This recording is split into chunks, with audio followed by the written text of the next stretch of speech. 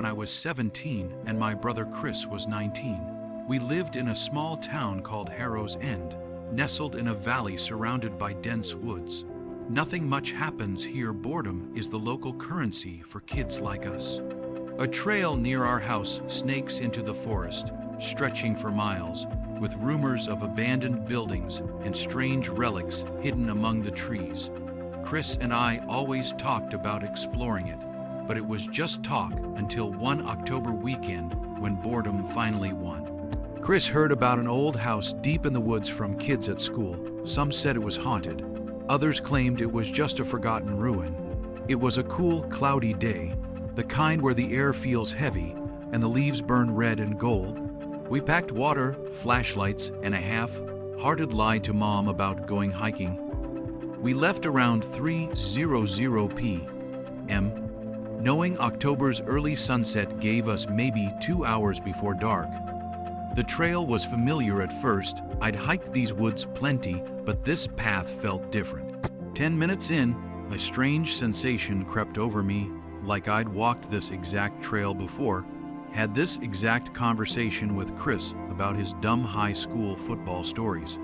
When we passed a broken fence post, its splintered wood leaning like a drunk, I froze. I remembered this moment, the post, the way the trail curved, even the smell of damp leaves, but I'd never been here. I was sure of it.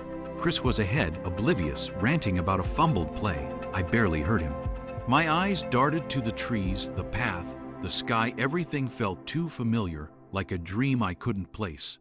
I knew we'd pass a thick oak with a gnarled hole in its trunk, big enough to hide a kid. 5 minutes later, there it was.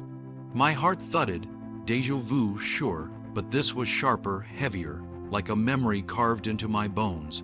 I didn't say anything. Who admits to that kind of weirdness? But the deeper we went, the more images flooded my mind.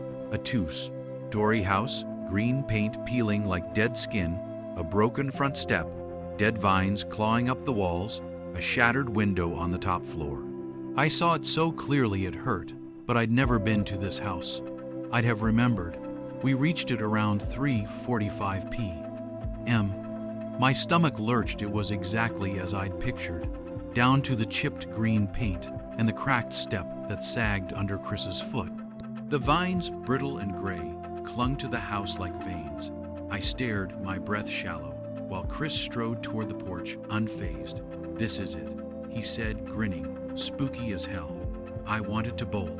"Does this place feel familiar to you?" I asked, my voice tight. He frowned. "No, why?" I swallowed. "Just weird deja vu, like I've been here before." He laughed. "You're freaking yourself out, Ryan. Come on." The front door was ajar, splintered at the edges, like others had been here before. Chris pushed it, and it groaned, a long, low squeak that echoed in the silence. Inside, the air was thick with dust and mildew, the kind of smell that sticks in your throat. The silence was worse, heavy, like it pressed on my ears. The first floor was a ruin, broken furniture, wallpaper curling like burned paper, a staircase spiraling up on the left, a kitchen with no lights, a living room with a blackened fireplace, and a hallway leading to a single closed door. It felt like someone was watching us, not just a feeling eyes somewhere boring into me. Chris muttered, "This place is creepy as shit," and I nodded, my skin prickling. Then, without thinking, I said, "I remember being here before." Chris stopped dead. "What do you mean?" The words had slipped out unbidden. I hesitated, then doubled down. "I remember this place, the kitchen, the hallway, the fireplace, and a woman upstairs." He stared, then smirked. "You're trying to mess with me. Nice try." "I'm not," I said, sharper than I meant. I remember her, upstairs." He looked uneasy but shrugged it off. "You're weird, man." Then we heard it, a soft creak, like a foot on a loose floorboard from upstairs. We froze, eyes locked. Silence stretched, then another creak. Chris whispered, "You hear that?" I nodded, my mouth dry. "Let's get out of here." He smirked again, but it was shaky. "What, you scared? Bet it's just the house settling. Dare you to check it out?" "Absolutely not," I snapped. "You go." He grinned, but I saw the nerves in his eyes. "Rock, paper, scissors, loser goes up." I groaned but played. I lost. No way. I said, crossing my arms, "You're the one who wanted to come here." Chris rolled his eyes but started up the stairs, each step creaking like a warning. I followed, stopping at the top, my heart hammering. He moved down the hall to the last room on the right, where the noise seemed to come from. The door was slightly open, a sliver of gray light spilling out. He reached out, pushed it wider, and froze. Then he screamed a raw, jagged sound that ripped through the silence. He stumbled back, nearly knocking me down the stairs, and yelled, "Run!" We bolted, flying down the stairs, through the door, and onto the trail. We didn't stop until our lungs burned and the house was out of sight. Bent over, gasping, I grabbed his arm. "What did you see?" He was pale, eyes wide, a woman, in there, staring out the window, like a damned statue. What she looked like? I pressed, my voice shaking. Just her hair, shoulder length grayish. Blonde, that's all I saw. He stared at me. "How the hell did you know?" I accused him of lying, thinking he was turning my weird déjà vu into a prank. But he didn't crack. "I'm not messing with you," he insisted, his voice low. She was there. We trudged home in silence, the woods darker now, the air colder. Chris didn't talk much after that, but he kept glancing at me, like I'd cursed us by speaking about the woman. I didn't sleep that night. Every time I closed my eyes, I saw the house, the stairs, that half-opened door, and her grayish, blonde hair standing still like she was waiting. The next morning, I couldn't shake it. Chris was quiet at breakfast, poking at his cereal. Mom noticed, asked if we were okay. "Just tired." I lied, but I wasn't tired, I was obsessed. How did I know about the house, the woman? It wasn't just déjà vu. It felt like a memory I'd lived, but not in this life. I needed answers. At school, I overheard kids talking about the house. Most called it the witch's house, a local legend. Some said it belonged to a woman named Eliza Marrow, who vanished decades ago. Others said it was cursed, that people who went inside saw things, heard things. I tried asking Chris if he wanted to go back, dig deeper, but he shut me down. "No way, Ryan, that place is bad news." But I couldn't let it go. That night, I dug through old town records online, something I'd never bothered with before. Harrow's End had a history of disappearances, kids, hikers, even a whole family in the 70s, all tied to those woods. One article mentioned Eliza Marrow, a recluse who lived in a greenhouse deep in the forest. In 1965, she disappeared after a fire gutted half her home. No body was found. The photo was grainy, but it showed a woman with shoulder-length hair, light-colored, maybe blonde. My blood ran cold. I showed Chris the article. He went pale again, shaking his head. "That's her hair." He whispered, "I'm not going back, Ryan. You shouldn't either." But the pull was too strong. My déjà vu wasn't just a feeling, it was a tether, yanking me back to that house. I started dreaming about it. Vivid dreams where I walked the halls, heard whispers, saw the woman's silhouette in that upstairs window.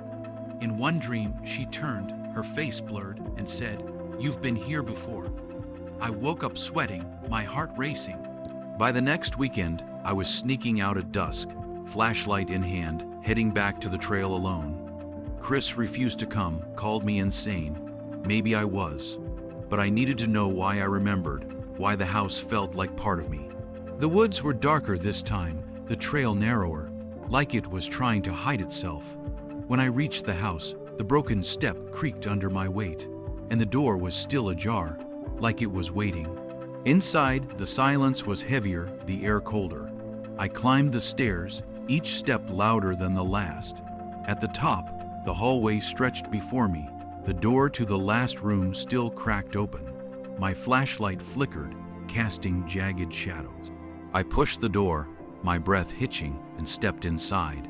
The room was empty, no woman, no statue-like figure, just a dusty floor, a broken chair, and the shattered window from my vision.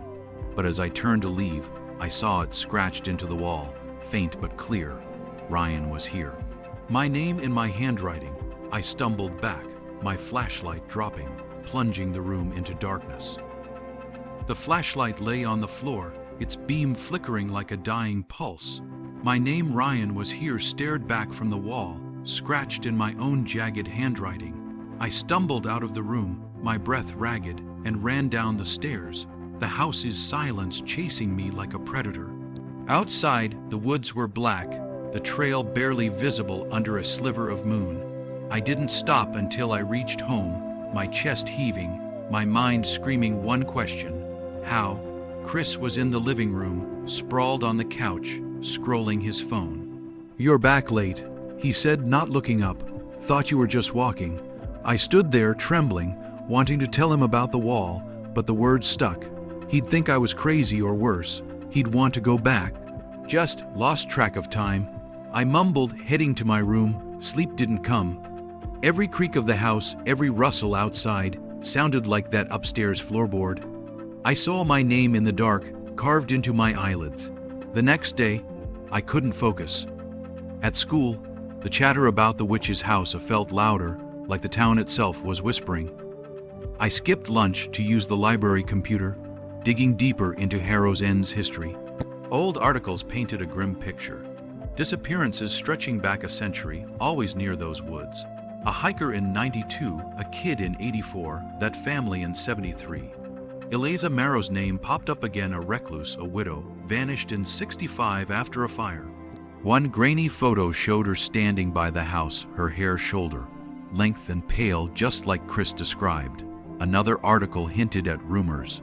Eliza was no ordinary recluse. Some called her a witch, others a scientist, dabbling in things the town didn't understand. One cryptic line stuck with me. She claimed to see beyond time. I printed the article and showed it to Chris after school. He read it, his face tightening. "That's her," he said, pointing at the photo. "That hair? I'm telling you, Ryan, that's what I saw." "Then how do I know her?" I snapped. "How do I remember the house, the room, her?" He shook his head. "You're freaking me out. Maybe you heard the stories before and forgot." "No," I said, sharper than I meant. "It's not stories. It's like I lived it." He looked away, uneasy. "Just drop it, okay? That place is bad news." But I couldn't drop it. The dreams got worse, vivid, suffocating. I was in the house, walking halls that stretched too long, hearing whispers that weren't words. Eliza stood at the window, her back to me, her hair glowing in the moonlight. She'd turn, her face a blur, and say, "You've been here before."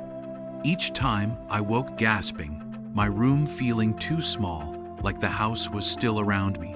By Friday, I was a wreck, jumpy, barely eating. Chris noticed, cornered me in the kitchen. "You're acting weird, Ryan. What's going on?" I told him about the wall, my name carved there. His eyes widened, then narrowed. "You're messing with me." "I'm not," I said, pulling out my phone to show him a shaky photo I'd taken before I fled. The carving was clear. Ryan was here. He stared, his jaw tight. "That's your handwriting," he whispered.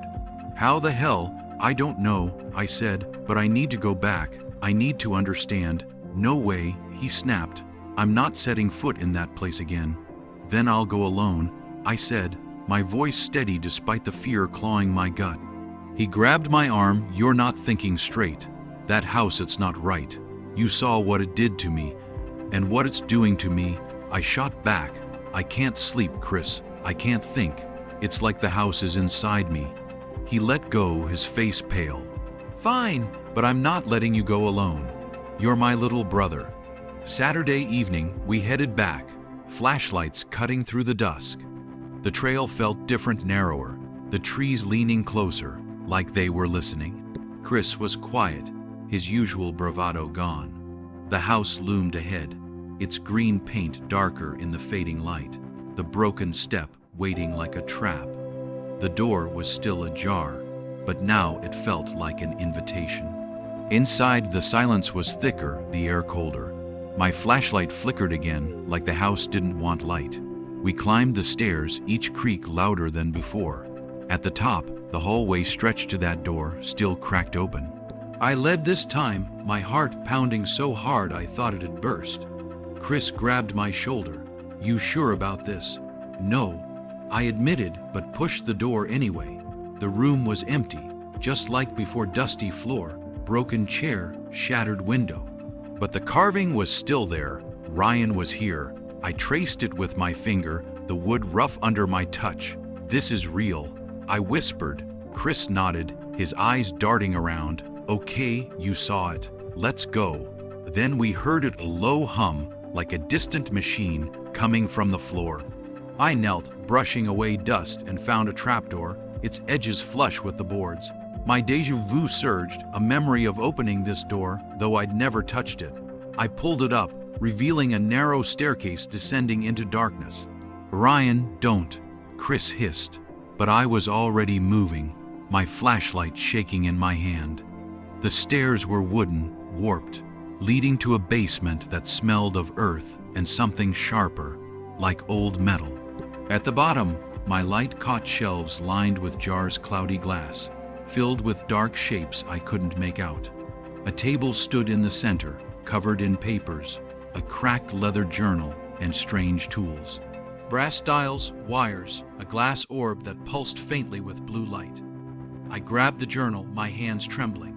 The pages were brittle, filled with tight, slanted handwriting. Eliza Marrow, 1964, it read on the first page. I flipped through, catching phrases. "The veil thins at dusk. Time is not a line. The house holds them." One entry stopped me cold. "The boy will come. He always does. His name is written." Chris read over my shoulder, his breath hitching. "What the hell does that mean?" Before I could answer, the hum grew louder, vibrating in my chest. The orb on the table flared, casting blue shadows that danced like figures on the walls. I saw her Eliza, her silhouette at the edge of my vision, her hair catching the light. She didn't move, didn't speak, but the air grew heavy, like a storm was building. "Ryan," Chris grabbed me, pulling me back. The journal fell, pages scattering. The shadows moved faster, forming shapes: hands, faces, eyes. A whisper filled the room, not one voice but many, overlapping. "You've been here before."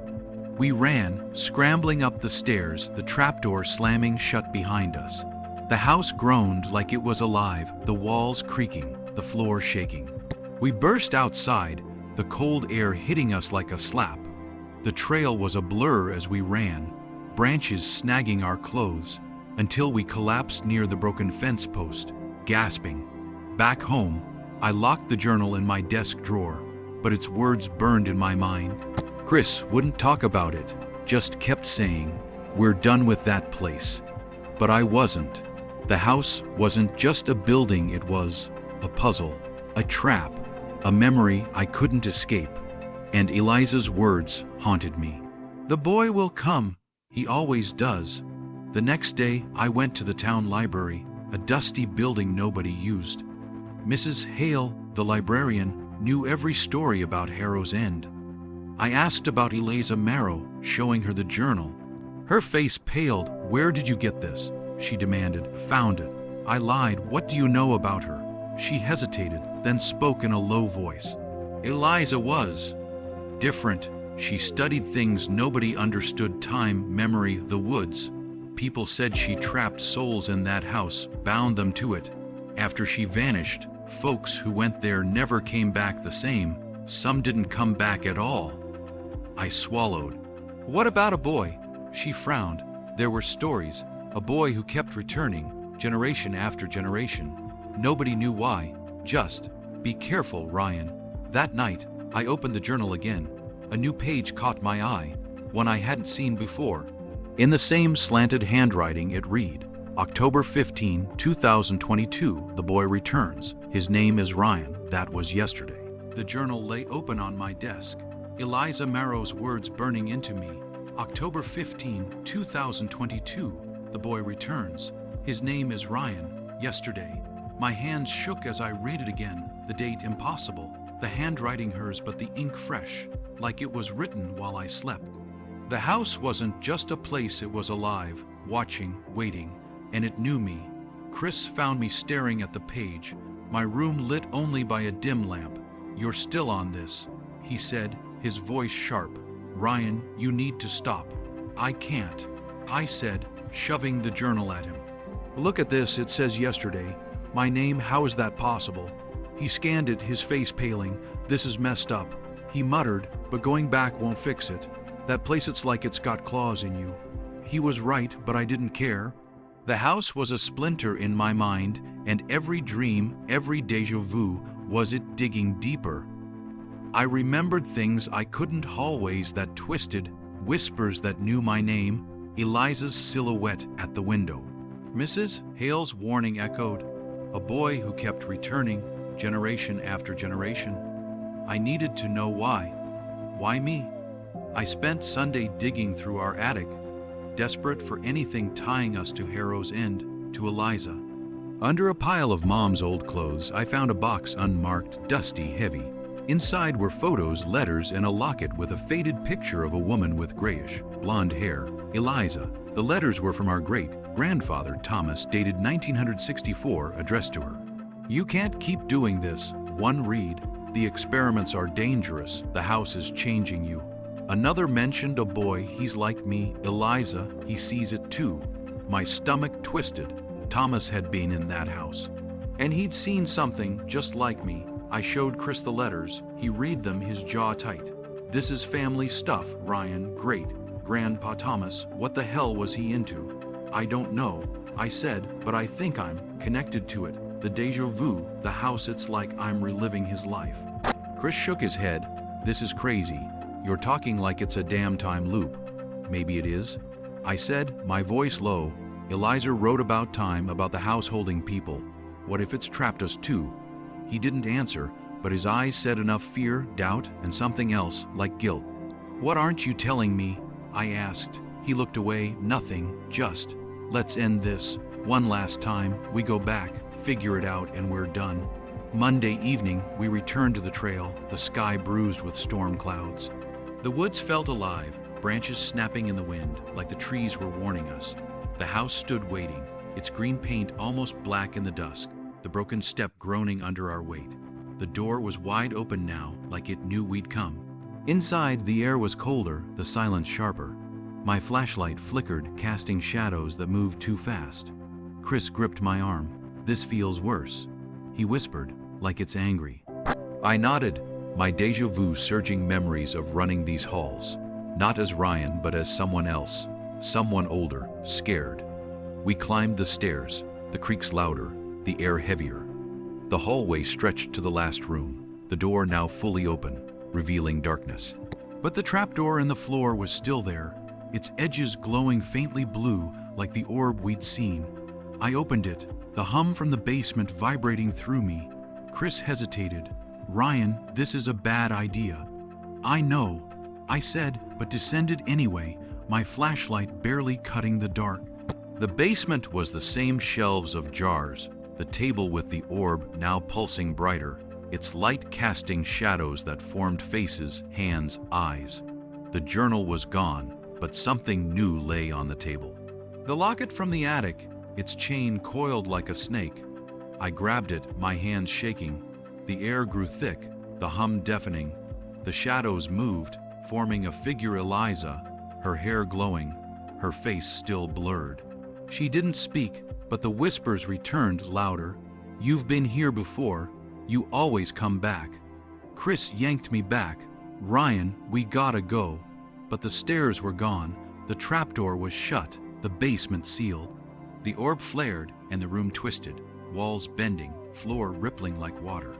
I saw flashes, Thomas, young, running from the house, a boy in old clothes screaming. Eliza at the table, writing, her eyes wild. My déjà vu wasn't memory, it was their memories, trapped in the house, bleeding into me. Ryan, Chris's voice snapped me back. He was pounding on the trapdoor, but it wouldn't budge. The whispers grew to a scream, and Eliza's shadow lunged, her hand cold as it grazed my arm. I saw her face for the first time, pale, hollow, her eyes black pits.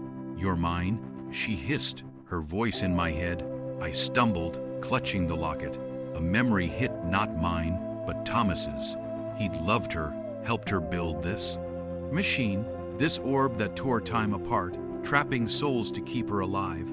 The boy who returned wasn't just me, it was Thomas, his son, his grandson, all drawn back, their names carved into the house's walls.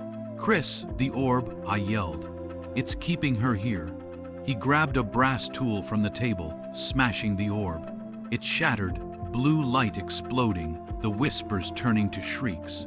The room shook, jars crashing, shadows dissolving. Eliza's form flickered, her face twisting in rage, then sorrow. "You can't leave," she whispered, fading. The trapdoor burst open and we scrambled out, the house groaning like it was collapsing. We ran, the walls cracking, the stairs splintering behind us. Outside, the woods were silent, the house still standing but darker, like it had lost its pulse. We didn't stop until we reached home, collapsing on the porch, the locket still in my hand. Days passed. Chris wouldn't talk about it, but he kept the locket, said it was proof we weren't crazy. I stopped dreaming of the house, but the déjà vu lingered, softer now, like an echo fading. At the library, Mrs. Hale showed me one last record, a death certificate for Thomas's son, dated 1965, found in the woods, no cause listed. His name was Ryan. I don't go near the trail anymore. The house is still, there I've seen it from a distance, its green paint peeling, its windows dark. Sometimes I feel it watching, waiting for another boy to return. But I broke the cycle, I think. I hope. Chris and I are closer now, bound by something we'll never fully understand. He says he saw her face, too, at the end sad, not angry. Maybe we set her free, maybe we didn't. All I know is the house doesn't call me anymore. But sometimes in the quiet, I hear whispers, and I wonder if I'll ever stop looking over my shoulder.